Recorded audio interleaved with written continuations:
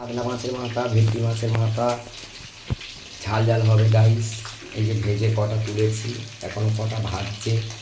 আর এই যে কাতলা মাছের ঝাল হবে, ভেজে তুলে নিলাম। এখন দেবো আদা রসুন,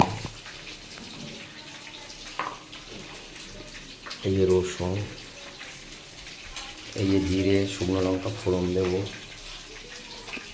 কালো জিরে শুকনো লঙ্কা আর গোটা জিরে ফোড়ন দিলাম।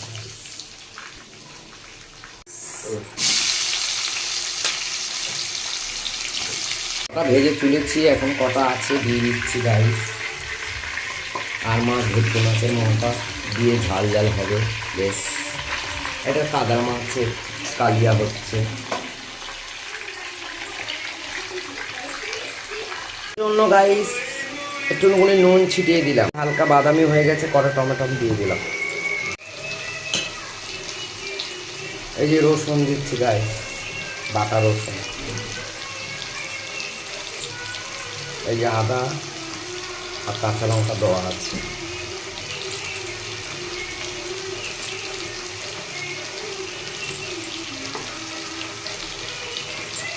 কটা কাঁচা লঙ্কা দিয়ে দিলাম, হলুদ দিয়ে দিলাম, একটু গুঁড়ো লঙ্কা দিচ্ছি।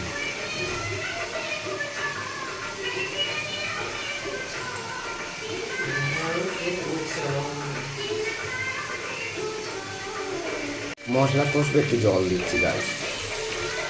কাঁটাগুলো ভাজা হয়ে গেছে, এখন এই যে কাঁটা করার জন্য ফোড়ন দিচ্ছি।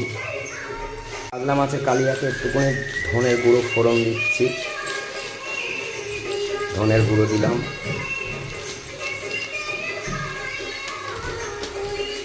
একটু জিরে দিলাম, এই যে জিরে দিচ্ছি, জিরে গুঁড়ো।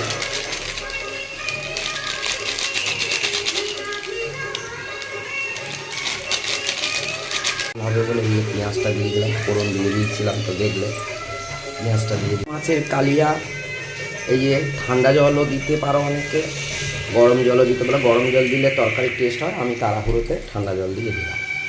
দিচ্ছি, এটা তো মাছের কাঁটা হচ্ছে, আদা রসুন দিচ্ছি মাছের কাঁটাতে। এই যে আদার মধ্যে একটু কাঁচা লঙ্কা দিয়েছিলাম, তাই একটু কালার মতো কাঁচা লঙ্কা দিয়ে দিলাম, গুঁড়ো হলুদ, গুঁড়ো লঙ্কা, টমেটো দিয়ে দিলাম। এই যে মাছ দেখো ঝোল হয়ে এসছে গাইস, এই যে মাছ ছেড়ে দিলাম।